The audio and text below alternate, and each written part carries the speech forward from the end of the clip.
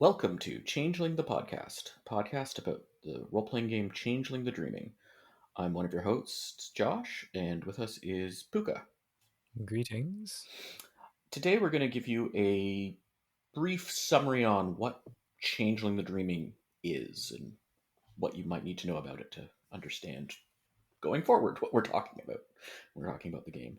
Sort of a crash course for anyone who hasn't played it before but is thinking about traipsing down that primrose path. Yes. I'm trying to remember what a primrose is. It's like a regular rose, but a little more uptight. Okay, that makes sense. Yeah. So, what is Changeling the Dreaming, Puka? Well, I'm glad you asked. Changeling the Dreaming is a role playing game that was released by White Wolf Publishing back in the halcyon days of July 1995. It was the fifth game in their World of Darkness line, which had been launched back in 91 with Vampire the Masquerade. And the World of Darkness, for anyone who's unfamiliar with it, is sort of meant to be like our world, but as the name implies, a little bit darker. Life is a bit harsher, people die a bit more easily, misery and cruelty are even more commonplace than in our own world, and so forth. The ethos of the game was gothic punk, and this was their way of describing this combination of the sort of bleak romance of modern goth culture with the rebellious action of punk. Vampire's tagline was also a game of personal horror. So, kind of combining all those features, it was a big hit. People wanted to play vampires, even though they had sort of traditionally been the villains in games like Dungeons and Dragons, which then, as now, was sort of the giant in the field. And also, you had books and movies like Anne Rice and all of the sort of derivative vampire stuff around at the time. So vampires were in. Anyway, the success of Vampire inspired other games in the line, some of which had been planned from the outset, some of which developed soon after, and they were released one after another each year. So Werewolf the Apocalypse followed in 92, Mage the Ascension in 93, Wraith the Oblivion in 94, and then Changeling in 95. And the themes of each game reflected this notion of playing a supernatural character of one type or another. So, whereas Vampire was supposed to be personal horror, had the infamous line, "A beast I am, lest a beast I become," you then had rage in the face of hopelessness for Werewolf. And in Mage, it's more about struggling against both internal and external corruption to reach enlightenment. And then Wraith, where you play a ghost, it's about resolving unfinished business and not being consumed by oblivion as you finish your So, are afterlife. you saying, Puka, that Changeling is a horror game? Oh, yes.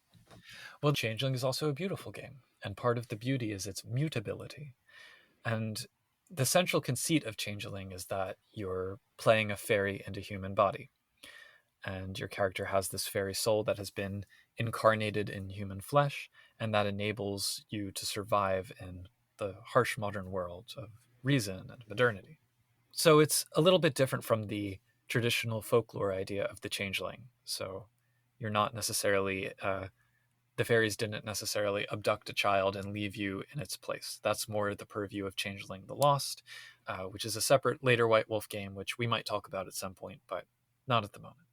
So yes, Changeling is a horror game, but it's so much more because it deals with beauty and dreams and nightmares and madness and wonder and heartbreak and keeping your inner self alive in the face of all odds. It focuses more on adventure and kinship rather than the sort of melancholy feel that some of the other games had. And for that reason, a lot of people felt that it didn't really fit into the world of darkness.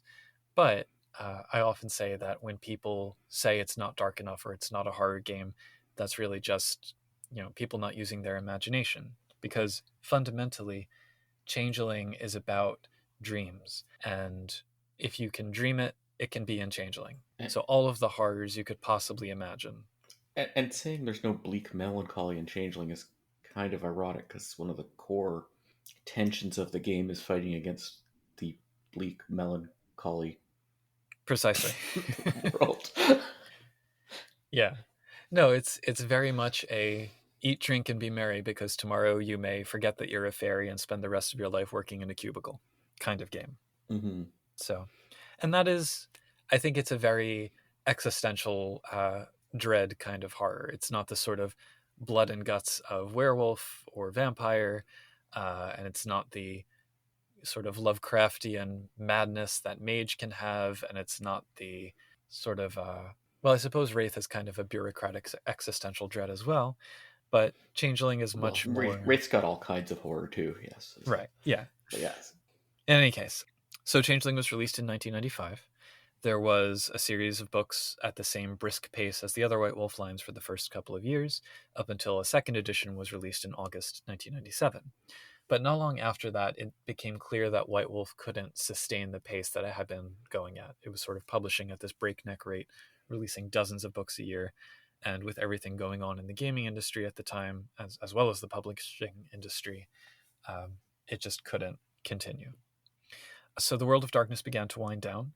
Wraith ended in 1999, and Changeling was relegated to Art House, and that was a label, an imprint that White Wolf created for these sort of games that didn't have quite the same size audience as the big three of Vampire, Werewolf, and Mage. Notably, even though Changeling's fan base was smaller, it was very active and very closely knit. This is around the time when I got started with the game, and I remember very fondly being on the forums online and just the massive amount of community spirit there was. Anyway, slightly bittersweet. That was actually my like heydays of how much I was involved in Changing the Dreaming was right during this period. So It was a great time to be alive. mm-hmm. But then the delays started to stack up. Books were promised that never materialized, and effectively the game fizzled out by 2002. There was a chapter in the book Time of Judgment to wrap up some loose threads. That was the last book in the World of Darkness as a whole, because White Wolf had decided to wrap it up to make room for new games. There was also a Dark Ages Fae book in 2004, and then Changeling the Lost ran from 2011 to or 2007 to 2011. And just before the Mage the podcast fans get in, that technically yes, there were some more Mage books after that point, but we're not talking about those in this podcast. At least not yet. Mm-hmm. They might come up. Yes. We'll see. So the sort of silver lining to that that history is that after White Wolf folded as a publishing company, due to reasons that I won't get into, but you can easily find on the internet, Rich Thomas, who had been the creative director, launched Onyx Path. And Onyx Path is the current publisher that does the new incarnation of old World of Darkness games, including Changeling. There had been a lot of success bringing back Vampire in a 20th anniversary edition, and so each of the major lines was brought back, concluding with Changeling in 2017. Mm-hmm.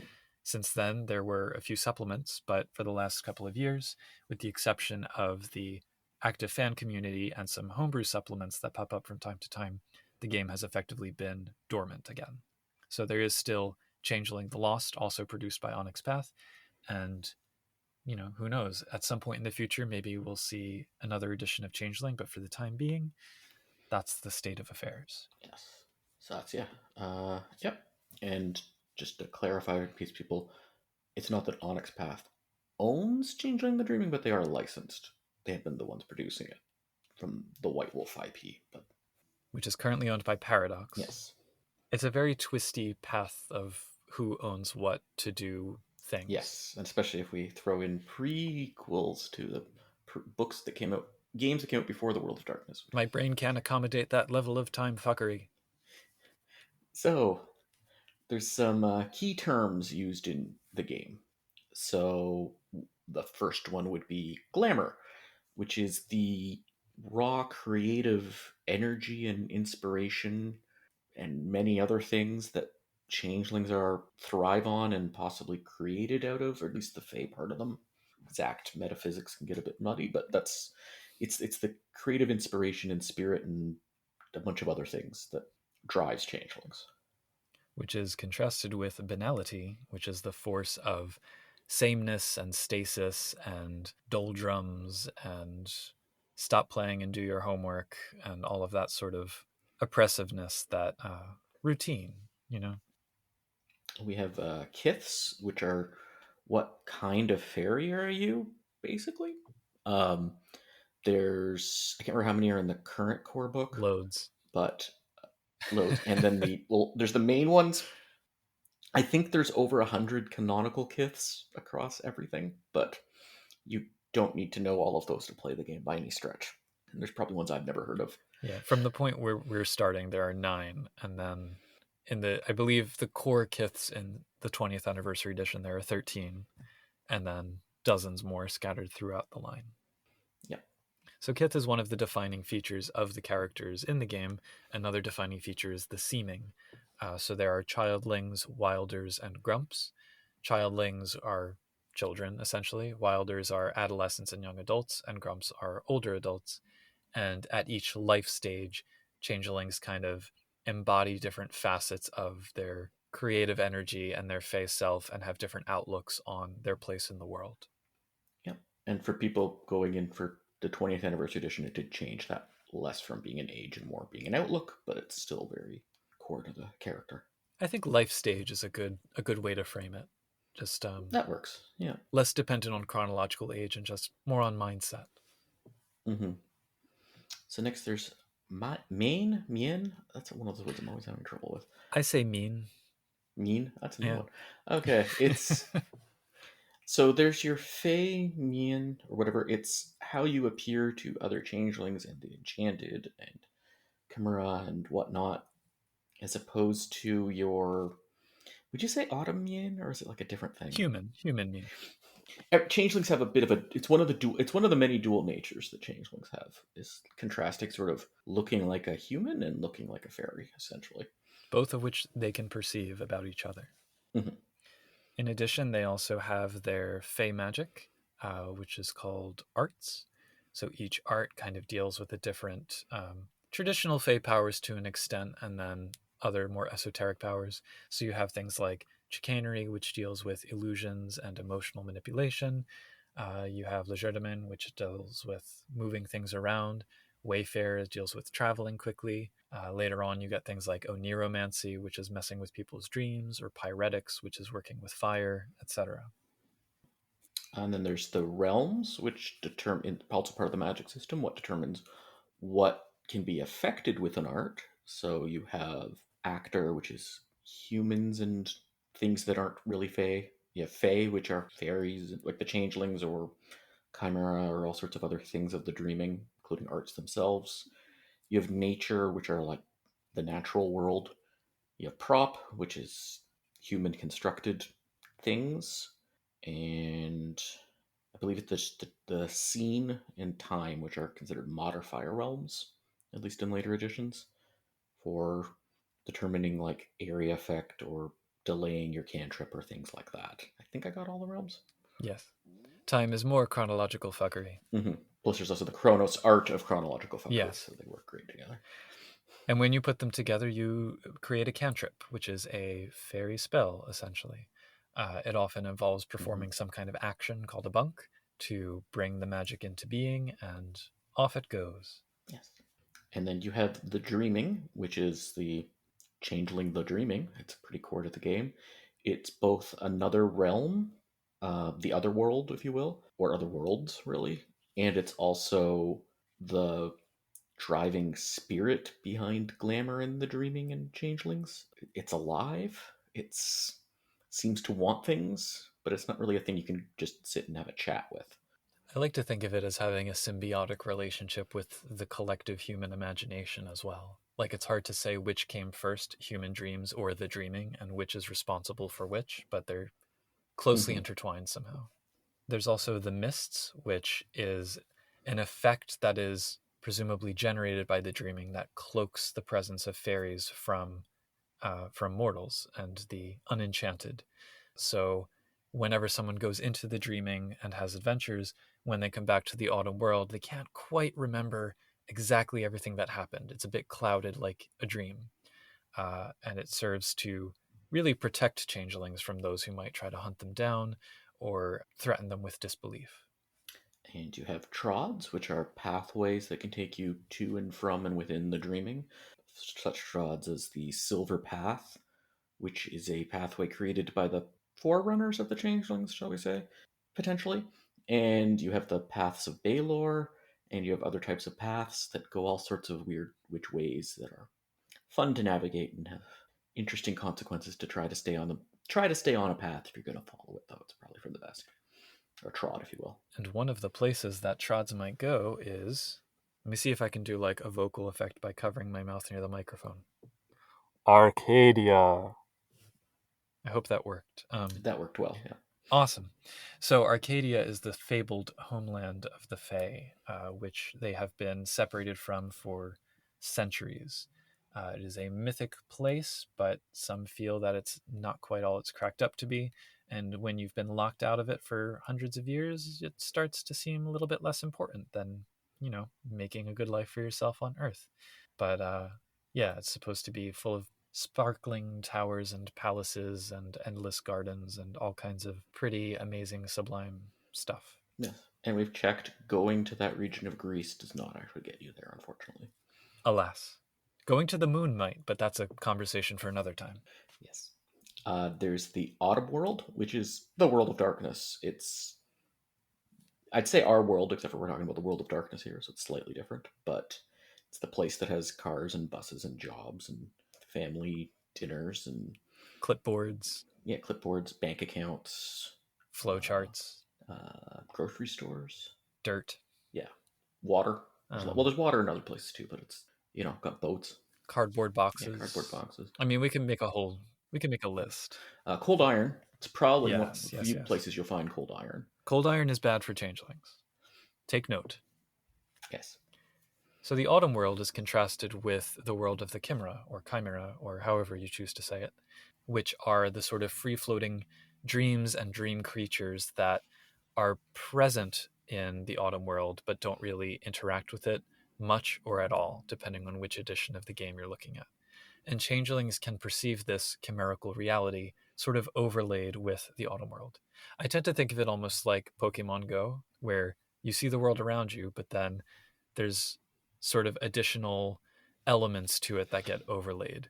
And it's related to the level of glamour and dreaming energy that's been instilled into things like places of great creative import or places of power. Yeah. And whenever I win the big jackpot lottery, I'm definitely licensing that as an ARG.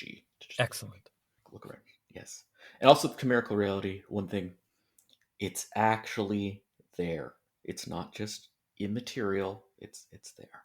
Yeah. An argument often shows up. You can't always interact with it, but it's there. Mm-hmm.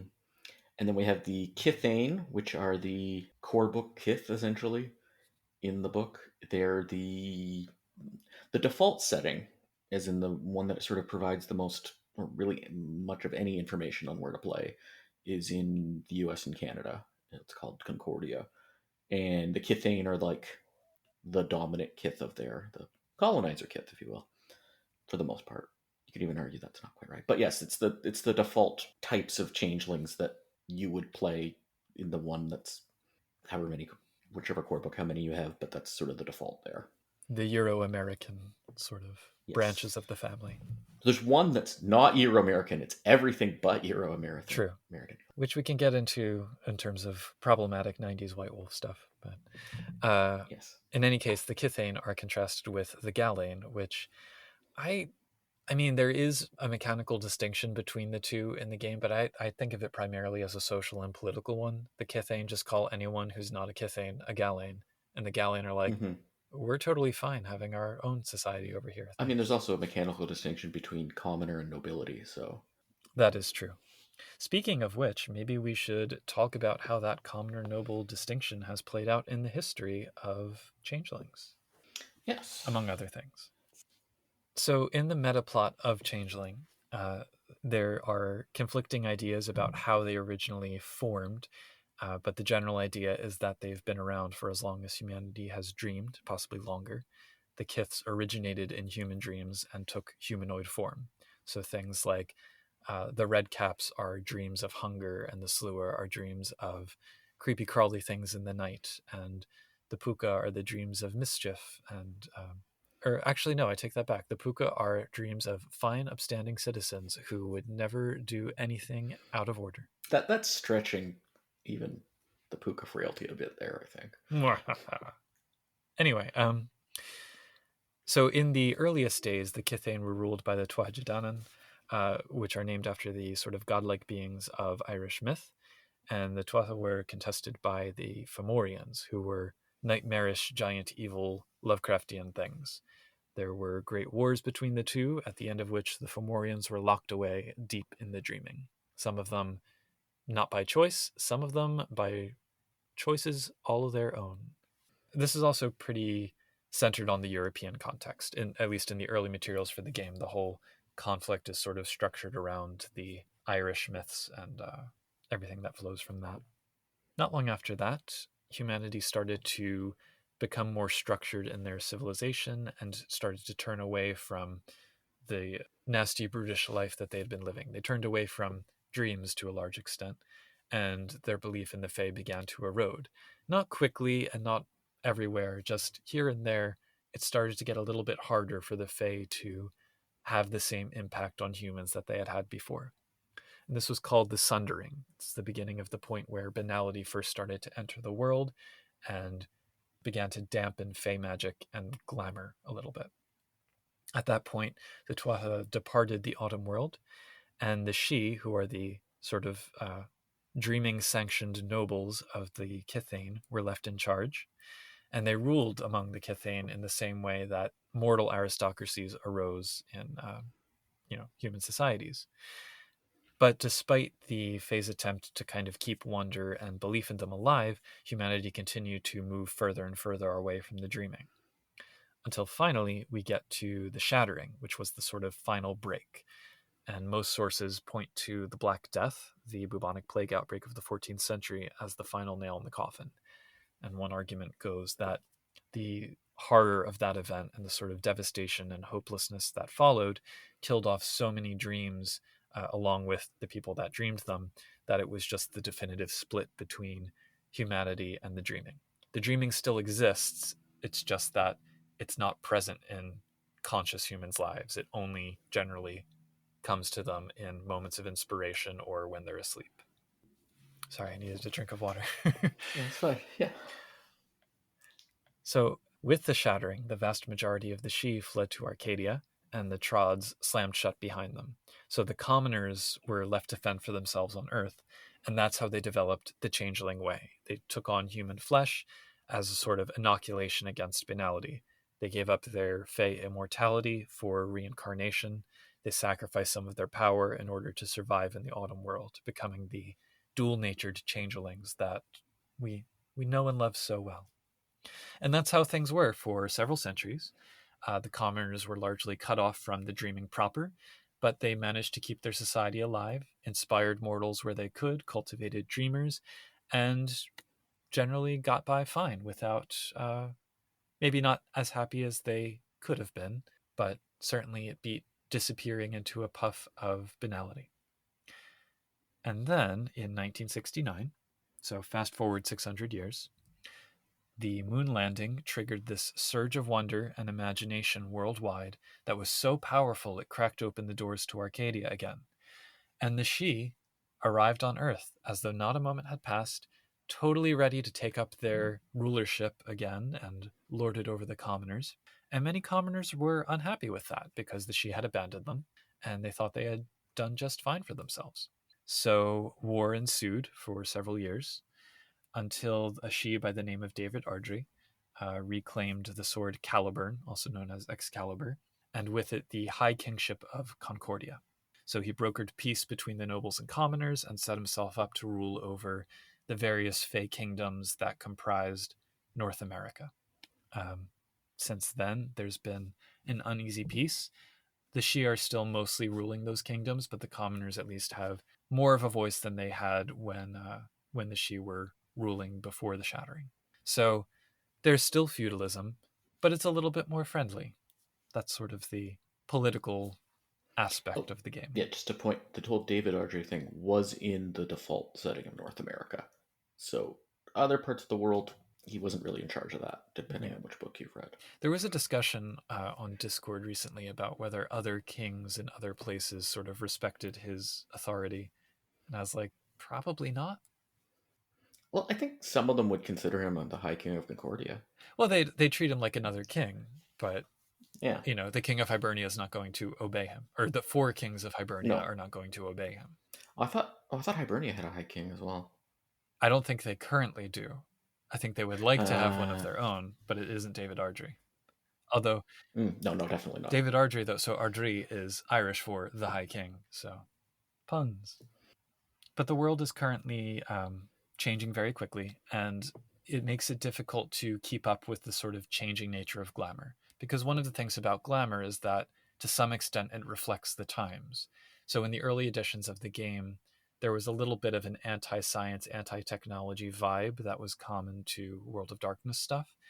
But certainly in the last 25 years, we've seen all of the things that technology and science can produce, all of the wonder it can produce, which seems to me pretty good evidence for the potential of science to contain glamour. And changelings have to adapt. It's adapt or die. That's kind of the one of the things they have to struggle with.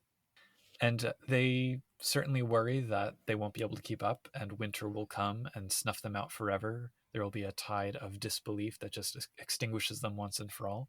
And then others hope that a new spring will follow after that, because cyclicality is also part of the ethos of the game. So yeah, that's the basic meta plot. There are a few other things that we'll probably get to as we go through the various books, having to do with High King David, his disappearance, the power vacuum, and the politics that entails, other world events that have happened since the game started in the 90s, and so forth. And of course, the most important thing of High King David is all the artists I've seen draw him, used David Bowie as a template. Did they? At least it looks like it. I'm going to have to start doing comparative art. High King David, High King. I mean, it makes sense. Bowie, yeah. High King. I mean, David Bowie's even got like sort of a knifey sword-like thing in his name with Caliburn. And he was indeed the Goblin King. Yes. May he rest in peace. Anyway, that's Changeling. I mean, is there anything else that new players should know? The C20 core book I would recommend as the book if you're looking for which Changeling core book to get. I think it's not that it's perfect. No book is perfect, but I think it's does a very good job of explaining how to run Changeling. Certainly these days it's the one to get. Yes. I mean, presumably we won't get to it for a while in our book reviews, but you know. Yes. Yeah, we'll get to the reviews later, but yeah, we'll get to that eventually. In the meantime, if you're looking to get Changeling, probably don't want to start with, say, the first edition or second edition core if you don't have it, and try to interface with what's out there right now. Also, you mentioned the fan supplements. White Wolf, there is the Storyteller's Vault, where you can get perfectly legitimate fan supplements, many of which are very good, and I believe our other host has written some of them. Oh gosh, well, this and that. Yes, but there's plenty of material for Changeling, and we'll help you guide you through that and help you get the most out of your games. Come for the glamour, stay for the vibes. Yes. So, once again, this is Changeling the Podcast. It's your host, Josh, and also your host, Puka! Yay! And in the meantime, don't let the mists take you over.